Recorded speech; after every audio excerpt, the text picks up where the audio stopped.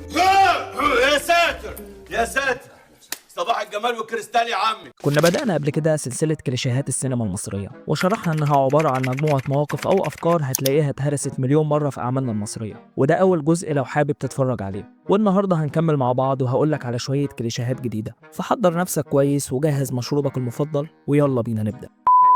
الكليشيه رقم 6. طبعا انت هتقول لي يخرب بيت التعليم المجاني، مدفوق يابا، 6 ازاي؟ مش المفروض في حاجه اسمها من 1 ل5؟ هقول لك شفت انت متسرع ازاي وبتنسى بسرعه؟ انا مش قايل لك من كام ثانيه ان في حلقه نزلت من السلسله دي بقى كان فيها اول 5 كليشيهات؟ خلص دي بقى وروح اتفرج عليها ويلا بقى ما تعطلنيش. الكليشيه رقم 6. البطل الشعبي المحبوب جدا. بص يا سيدي، عايز تعمل مسلسل شعبي يكسر الدنيا ويكون الاعلى مشاهده وترندي لفتره طويله؟ تعال اديك سر الخلطه، ورقه وقلم يا نجم واكتب ورايا. اول حاجه هنرفع معدلات التستوستيرون للبطل من عضلات وصوت خشن وقلب ميت ونظرات حاده وخلافه، كده عملنا شكل خارجي للشخصيه حلو. تعالى بقى اقول لك على صفاتها، يكون قنبله جدعانه متحركه، احمد السقا في نفسه كده شهم جدا يا عيني بر بوالديه، يا سلام، كل الستات بتحبه، يا عيني كل الناس بتهابه، يا سلام. طيب جدا وقلب ابيض، بيجيب حق الغلبان، متكلم ولبق وعنده رد لكل حاجه، لازم يقول حكم.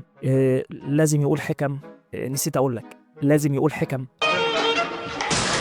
لو دخل عليه شارع بحاله يقوم بيه، عنده قدرات خارقة، حاجة كده أقرب للسوبر هيروز، وطبعا لازم يخش السجن أو على الأقل يتاخد في جنحة ولا حاجة، وأكيد أكيد أكيد لازم يكون مظلوم. حسيت في حاجة ناقصة صح؟ فين الفيلين؟ ايوه لازم طبعا نحط الفيلين اللي بيكرهه وبينغص عليه عيشته، وده لانه عنده عقده نقص وشايف دايما البطل احسن منه، وطبعا في الاخر لازم واحد فيهم بيخلص على التاني، دي حاجه بديهيه يعني. وطبعا ما ننساش الاغنيه الشعبي والرقاصه، وكمان مشهد الخناقه، رسمنا الشخصيه وكله تمام. انت عارف بقى التيمه اللي هنمشي عليها، العصابه هتخلص على ابوه او هتكهرب اخوه او هتخطف مراته او هتزغزغ ابنه، وبعدها هيلبسوه تهمه وهيرموه في السجن عشان بعدها يطلع وينتقم منهم كلهم ويتحول من شخص طيب لوحش كاسر محدش قادر يوقفه. وبس يا سيدي، بكده اقدم لك احلى مسلسل شعبي على عيونك.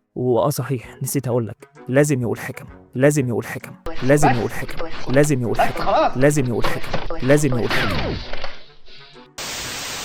الكليشيه رقم 7. متلازمة فيلم رد قلبي، قصة الحب اللي بتجمع بين البنت الغنية بنت الأكابر والشاب الفقير الذليل المعدم اللي بيقضي عشانهم. كليشيه غير منطقي وملوش أي علاقة بالواقع بتاعنا. هتلاقي البنت المودرن الستايل اللي راكبة عربية أحدث موديل وبنت صاحب أكبر شركة في البلد فجأة بتقع في غرام حمادة ابن عم متولي الغلبان اللي شغال عندهم في الفيلا. أول ما تصادف قصة من دول اعرف على طول إنك داخل على حب من أول نظرة ومنتهى ما يهمنيش فرق الطبقات وأنت اللي هكمل معاه باقي حياتي، وهتتحدى أبوها وأمها وهترفض كل العرسان اللي بيتقدموا لها عشان خاطر حبيبها الفقير، بس غالبا في الاخر بترضى غلطهم وبتخزوق يعني الواد الغلبان بعد ما بتعشمه. وطبعا لازم يبقى في ابن عمها او الواد المدلع ابن رجل الاعمال صاحب ابوها اللي بيحبها بس هي كرفاله عشان خاطر الشاب المعدم المكافح اللي بتحبه، وبتنتهي الحكايه يا ابوها بيرشيه عشان يبعد عن بنته يا بيخلص عليه، يا اما طبعا هي في لحظه تجلي بتفوق بتفتكر فرق الطبقات. يعني في كل الاحوال الواد هيبقى فقير ومعدم وكمان متخزوق، ما تضربوه بالنار احسن. طبعا كل ده بره عن الاسطوره باسم ابو السعود، هو اللي خزوق منال في الاخر وما تسالش ازاي. وطبعا مش عايز اقول لك ان كل ده كلام افلام ومستحيل الحاجه دي تحصل في الحقيقه، لان احنا اساسا مجتمع طبقي من الدرجه الاولى والدنيا ماشيه مستويات وانت عارف اللي فيها. انت كحيان يا محمد. فيلا نخش على الكليشيه اللي بعده.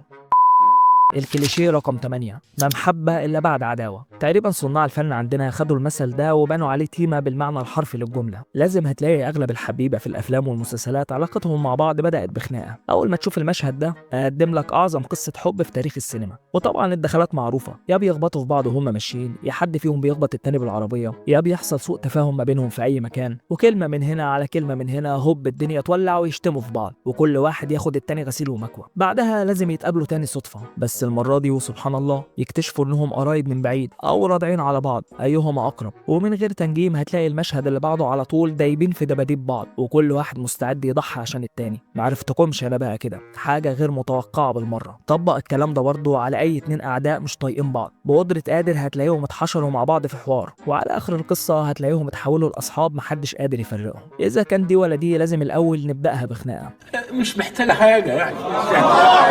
ما علينا نخش على اللي بعده.